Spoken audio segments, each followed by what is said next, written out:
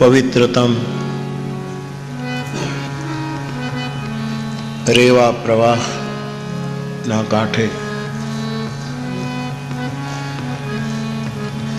સદગુરુ સાહેબ કબીર સાહેબનો આ કબીરવાડ પુનઃ એકવાર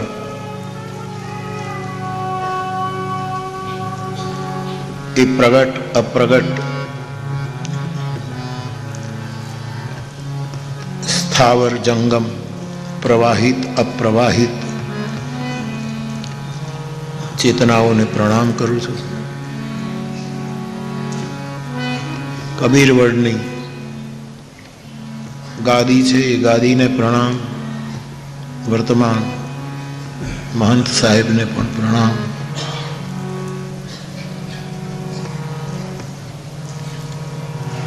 આ 9 દિવસીય કથાના માર્ગદર્શક એવા મોરબીથી પધારેલા પૂજ્ય કબીર સાહેબ આપને અને અન્ય સૌ સંતો, પૂજ્ય ચરણો, સૌ સાહેબોને મારા બંદગી સાહેબ, સમાજના વિવિધ વર્ગના સૌ અગ્રણીઓ, આપ સૌ મારા શ્રોતા ભાઈ બહેનો, આટલી મોટી સંખ્યામાં સ્વયંસેવકો જે કથાનો લાભ નથી લઈ શકતા, પરંતુ 2 મહિનાથી કે કેટલા સમયથી જે સ્વયંસેવકો આ કથામાં જુદા જુદા સ્થાને સેવા કરી રહ્યા છે, એ સૌને પણ સ્મરું. બધાને વ્યાસપીઠ ઉપરથી મારા પ્રણામ. જય સિયારામ. કબીર સાહેબ વિશ્વાસનો વડલો છે, વૈરાગ્યનો વડલો છે, વિવેકનો વડલો છે, વિચારનો વડલો છે અને વિદ્રોહનો વડલો છે.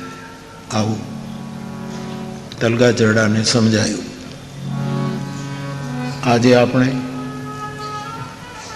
કબીર વડનું એક બીજી સમજ આત્મસાત કરવા માટે વૈરાગ્ય વડ છે કબીર સાહેબ, એ તરફ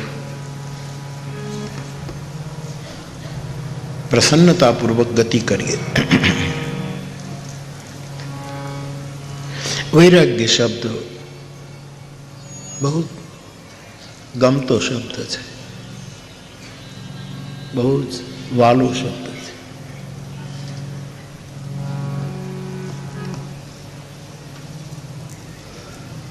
વૈરાગ્ય વડને સમજવા માટે મારે આપની સામે થોડા પૌરાણિક સંદર્ભો મૂકવા છે, જેથી કરીને આ વડલાનું કેવલ દર્શન ન થાય પણ વડલો સમજાય.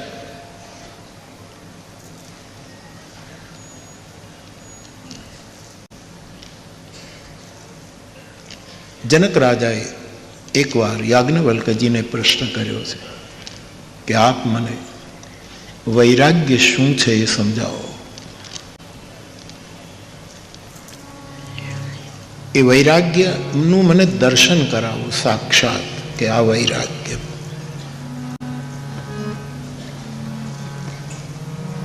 એ વૈરાગ્ય કેમ પ્રાપ્ત થાય એની મને પ્રક્રિયા સમજાવો. આ વાત જનકના દરબારમાં મુકાણી છે. એના પહેલા થોડા જનકજીને સમજી લઈએ, કારણ કે જનકજી પોતે વૈરાગી છે. રામાયણમાં એમ કહ્યું છે.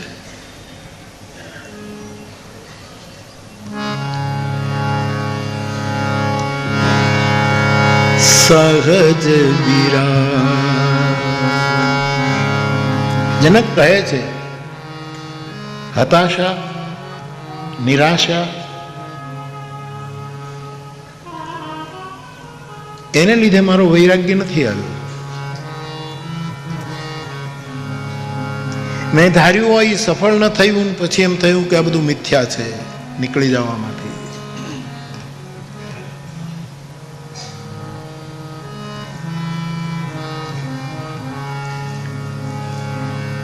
જનક કહે છે મારો વૈરાગ્ય હતાશા નિરાશા એમાંથી નથી પ્રગટ્યો.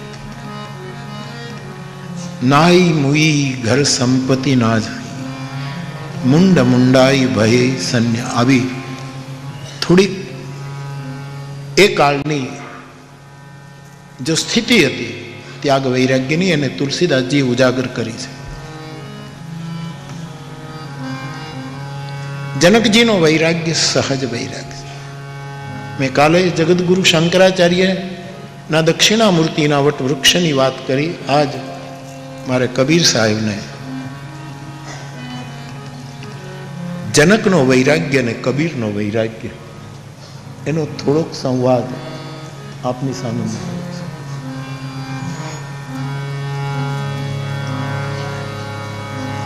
પહેલા તો એ સમજીએ કે જનક નામ નથી, જનક વંશ છે, નામ નથી. જનક વંશમાં જેટલા રાજાઓ થયા એ બધા જનક કહેવાયા.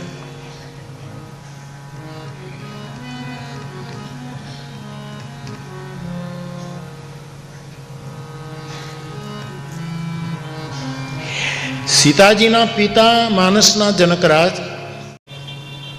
કે કંઈક ઉપાય કરો, અને પછી એક ઉપાય નીકળ્યો કે મૃતક શરીરને મથો, એનું મંથન કરો, અને એના શરીરનું મંથન કર્યું, એમાંથી પુરુષ જન્મ્યો. એ મંથનમાંથી પુરુષ જન્મ્યો, કોઈ દેહના સંયોગથી નથી જન્મ્યો. એટલે એ જન્મ્યો એ વિદેહી કહેવાયો, અને મંથનથી પ્રગટ થયો એ સ્થાનનું નામ મિથિલા પડ્યું. આ મિથિલા અને વિદેહનો પૌરાણિક સંદર્ભ છે.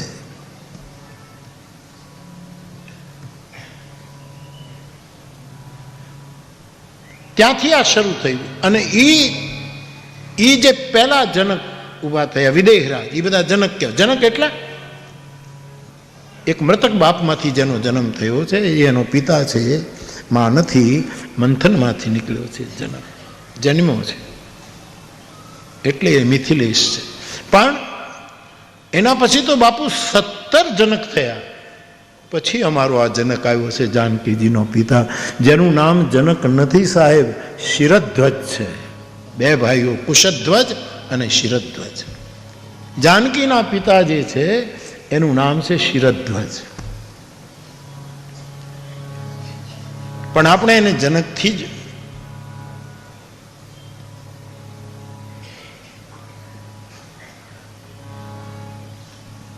પ્રણવ પરિજન સહિત બીદે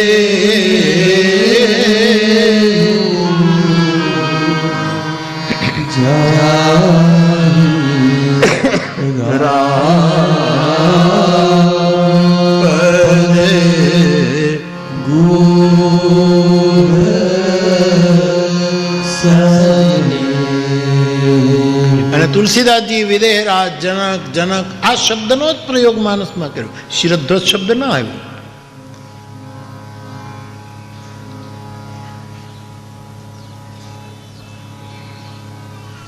તો એ જનક મૂળ, એમણે ધરતી ખેડી, જમીન ખેડી, વર્ષા નહોતી વગેરે આપ જાણો છો. એમાંથી ગળો નીકળ્યો, એમાંથી કિશોરીજી, ભય પ્રગટ કિશોરી, એના માટે પદો લખાયા. આ જનક રાજાને ત્યાં વિદ્યાવાળા સંગી આ માણસ હતા. વેદોની ચર્ચા થાય, શાસ્ત્રોની, દરબાર વિદ્વાનોથી ભરેલો હોય સાહેબ. જનકની સભામાં ક્યારેક સુખદેવ આવે, ક્યારેક અષ્ટાવક્ર આવે, મહાપુરુષોથી તમામ વિદ્યાની ચર્ચા થાય, એક વિદ્યાની ચર્ચા. આવા એ મહાપુરુષ બધા જનકો લગભગ વિદ્યા વ્યાસંગી થયા છે, પણ આ વિશેષ છે જનક.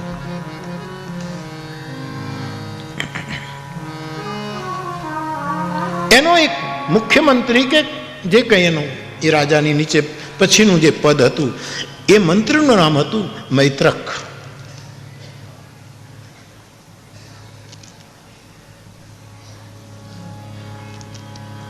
અને એક બ્રાહ્મણ છે, બહુ જ વિદ્વાન છે જનકના દરબાર, એનું નામ છે બંદી. એ બ્રાહ્મણે કેટલાય પંડિતોને શાસ્ત્રાર્થમાં હરાવ્યા છે જનકની સભામાં, અને હરાવ્યા એનો વાંધો નથી. પણ પાછું મને તકલીફ અહીંયા થાય છે, હરાવે એનો વાંધો નથી બાપુ, પણ બધાને દરિયામાં ડૂબાડી દીધા, હાર્યા એને ડૂબાડી દીધા. આમ તો હારે એ ડૂબી જ ગયા કહેવાય. પણ હવે આ બધું આમ મગજમાં આજના સંદર્ભે ફિટ નથી થતું. એટલે આ તો મારી મૂંઝવણ છે સાહેબ. આ તમારા ગામડામાંથી કોઈક મને ઉકેલ આપો તો સારું બાપુ. ઠીક છે, હારી ગયા, શાસ્ત્રાર્થ કર્યો, એમાં કોઈ જીતે, સુન ચંપા સુન તારા, કોઈ જીતા કોઈ હારા.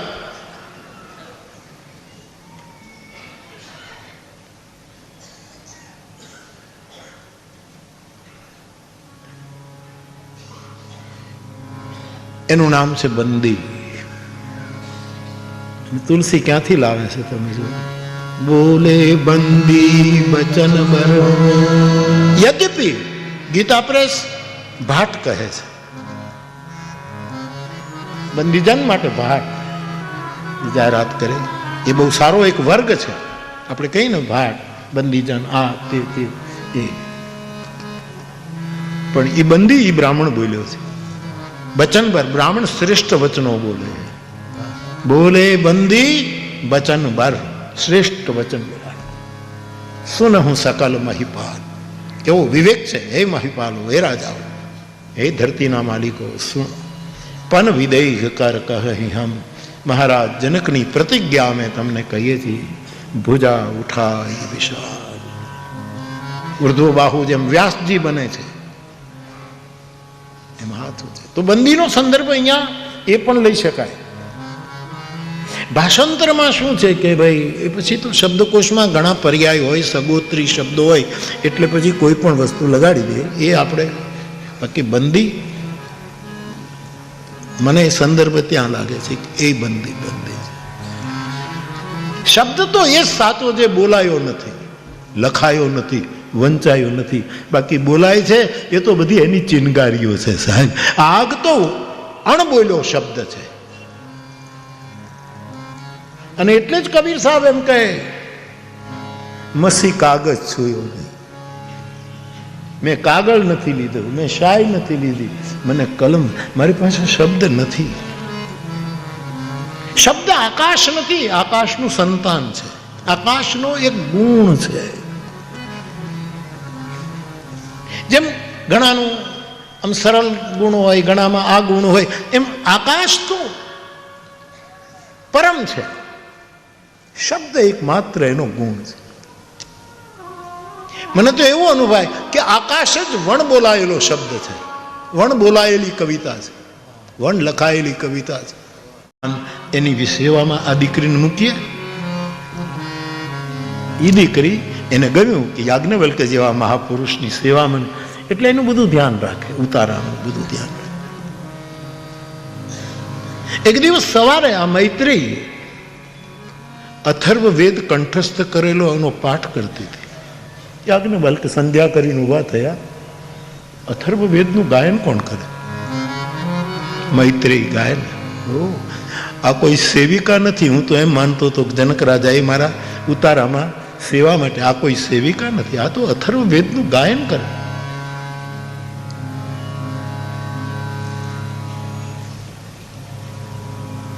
દીકરીને પૂછવું એને બરાબર ન લાગ્યું, એટલે યાજ્ઞવલ્ક્ય મહારાજ જનકજીને પૂછે છે કે જે સેવામાં છે એ સેવિકા એ કોણ છે? એ તો બહુ મોટી વિદુષી લાગે. બોલે મારા મંત્રીની પુત્રી છે.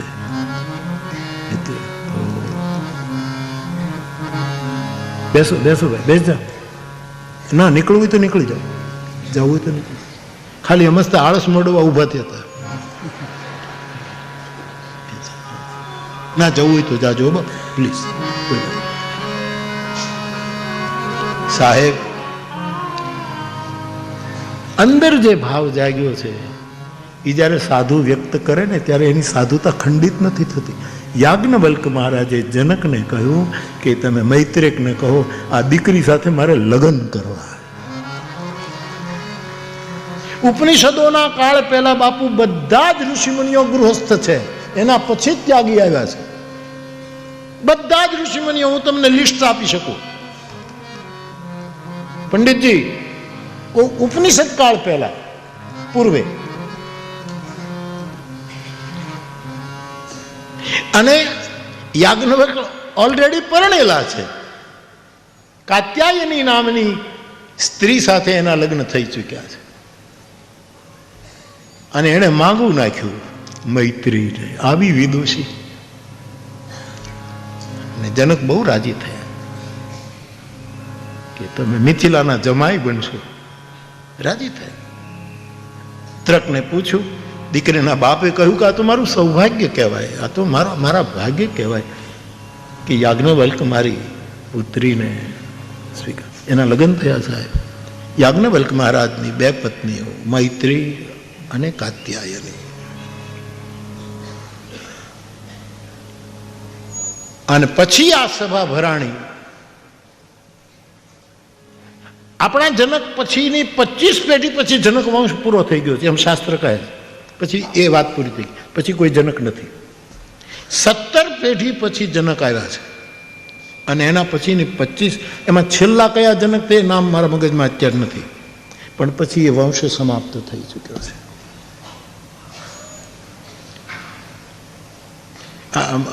આ કહું ને બધું મારે વૈરાગ સુધી જવું છે એટલે.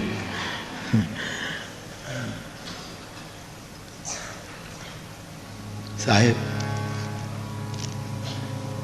પછી વિદ્વાનોની સભા ભરાણી છે. કેવા કેવા ધુરંધર મહાપુરુષો બેઠા છે. એમાં બંદી પણ હાજર છે. જનકરાજ છે, મિત્રક છે. યાજ્ઞવલ્ક મહારાજ પધાર્યા છે અને જનક જે આ પ્રશ્ન પૂછ્યો છે કે મહારાજ વૈરાગ્ય શું કહેવાય મારે જાણવું. અને ખાલી વ્યાખ્યા નહીં, મને વૈરાગ્યનું પ્રત્યક્ષ દર્શન કરાવો. આ વૈરાગ્ય આમ આંગળી ચીંધીને કહી શકો કે આ ચશ્મા, એમ મારે વૈચારિક ભૂમિકા ઉપર નહીં, શાબ્દિક ભૂમિકા ઉપર નહીં, તમે એની વ્યાખ્યા કરો એ મારે. મને તમે હાથો હાથ મારી આંખની સામે દેખાડો. આનું નામ વૈરાગ્ય. આખી સભા વિદ્વાનોની, ઋષિમુનિઓની, એમાં યાજ્ઞવલ્ક બેઠા છે. સન્નાટો છવાઈ ગયો, ખોપો પડી ગયો, કોઈ જવાબ ના આપી શકે. અને એ વખતે યાજ્ઞવલ્ક ઉભા થાય છે. બહુ સમૃદ્ધ ઋષિ છે, જે મારી રામકથાના એક ઘાટનો આચાર્ય છે. યાજ્ઞવલ્ક જે ભરદ્વાજજીને કથા કહે.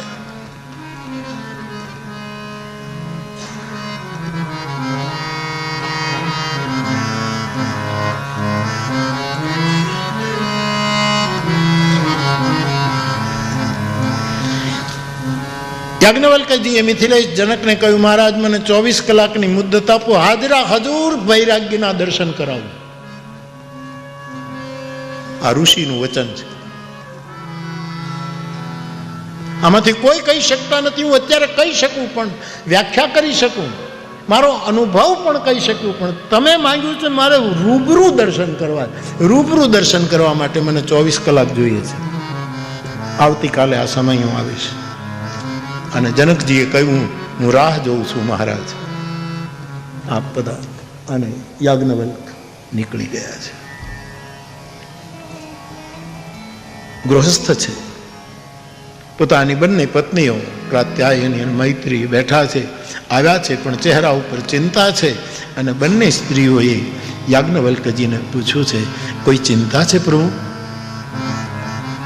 ના ના, કોઈ ખેદ નથી. આમ તો પ્રસન્ન છું, પણ મારે જનકને વૈરાગ્ય મૂર્તિમંત દેખાડવું છે, એટલે હું સંન્યાસ લેવા માંગુ છું. હવે સંન્યાસ અહીંથી શરૂ થાય અને પછી વચ્ચે થોડોક આમથી આમ થયો, પછી જગતગુરુ શંકરાચાર્યથી શરૂ થયો 10 નામ સંન્યાસ. આ તવારીખો જે છે આપણા, આ આપણો સમૃદ્ધ વારસો છે આપણો, આ ઇતિહાસ. મારી આ વાતો સાંભળીને તમારા છોકરાઓને તમારી ભાષામાં સમજાવજો, આની બહુ જરૂર છે. આપણા પાઠ્યપુસ્તકોમાં તો આવું કાંઈ બહુ આવવા દીધું નથી. હવે થોડું થોડું સારું થતું જાય છે, એટલું સારું. એટલે હું તમારી પાસે માંગણી કરું છું કે તમારા બાળકોના સ્કૂલ બેગમાં રામાયણ અને ગીતા એમને મૂકી